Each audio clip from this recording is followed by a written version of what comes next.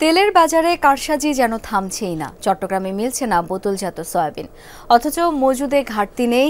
দেশের সবচেয়ে বড় পাইকারি বাজার খাতুনগঞ্জে অভিযানেও কারসাজির প্রমাণ পেয়েছে ভোক্তা অধিকার সংরক্ষণ অধিদপ্তর।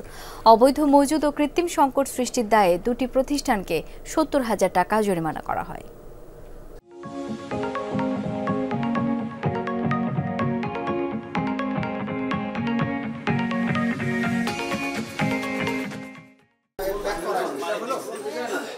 চট্টগ্রামের খাতুনগঞ্জে আলামিন ট্রেডার্স ও সাতকানিয়া বাজারে নামে ভোজ্য তেলের পাইকারি এই দুটি প্রতিষ্ঠানের নথি বলছে বিভিন্ন কোম্পানির কাছ থেকে শত শত লিটার তেল সংগ্রহ করেছেন তারা, অথচ দিনের পর দিন ঘুরেও তাদের কাছ থেকে তেল পাননি বলে অভিযোগ খুচরা ব্যবসায়ীদের।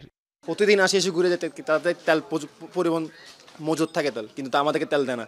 কিন্তু তারা ডিলার হিসেবে প্রত্যেকটা জায়গায় দোকান থেকে দোকানে সেল দিচ্ছে। অলরেডি 200 পিসের আমার 1 লিটারই অর্ডার আছে, আর আপনার 2 লিটারই আছে 800 পিসের, কিন্তু আমি গোড়াচাকতা এবং খাতুনগঞ্জে মিলিয়ে পাচ্ছি না।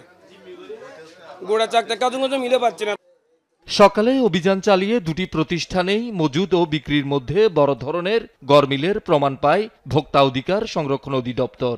অবৈধ মজুদ ও কৃত্রিম সংকট তৈরির অভিযোগে আলামিন ট্রেডার্সকে 20,000 এবং সাতকানিয়া বাজারকে 50,000 টাকা জরিমানা করা হয়। 600 টাকা অন দ্য ওয়ে মার্ক আছে, ঠিক আছে। ওই 600 টাকা আমি কোনো অনিয়ম করি নাই। কোম্পানি যেটা প্রাইস ওই রেটেই মাল ডেলিভারি করেছে, কিন্তু ডকুমেন্টেশন আমি ওদেরকে উপস্থাপন করতে পারি নাই। সমস্যাটা কোম্পানিদের, সমস্যাটা আমাদের কিছু নাই এখানে। আর সাধারণ ক্রেতাদের নাই। সাধারণ ক্রেতা আমাদের কাছ থেকে মাল কিনছে, মাল আসছে, আমি বিক্রি করতেছি, মাল নাই, আমি বিক্রি করা বন্ধ আমার স্টক।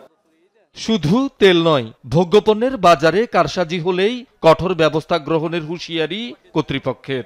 তথ্যদাতা আমাদের ভোক্তা অধিদপ্তরকে তথ্য দেন যে এরকম কোনো ডিলার এরকম মাল পাচ্ছে কিন্তু বাজারে সরবরাহ করছে না, আমরা আইনগত ব্যবস্থা গ্রহণ করব। ভবিষ্যতেও যদি এরকম কোনো কারচুপি করে কেউ, আমরা আইনগত ব্যবস্থা গ্রহণ করব। ভোক্তাদের দাবি, যতক্ষণ অভিযান ততক্ষণ দাম কম থাকলেও অভিযান শেষে বেড়ে যায় আবার। রমজান মাসে তো সবকিছু আমাদেরকে একটা সুযোগ নিতে হয়। আমরা তো ব্যবসায়ী, বুঝছেন, আমাদের একটা খারাপ চরিত্র তো আমাদের ভিতরে আছেই। মনিটরিং করলে এটা সমস্যার সমাধান হয়ে যাবে। এগুলো ফাওয়ার্ড দেখানোর জন্য, জনগণের দেখানোর জন্য এগুলো দেখার কোনো মূল্য নাই। নিয়মিত তদারকি করতে হবে, মানুষকে বুঝাইতে হবে। শহীদুল সুমন, যমুনা নিউজ, চট্টগ্রাম।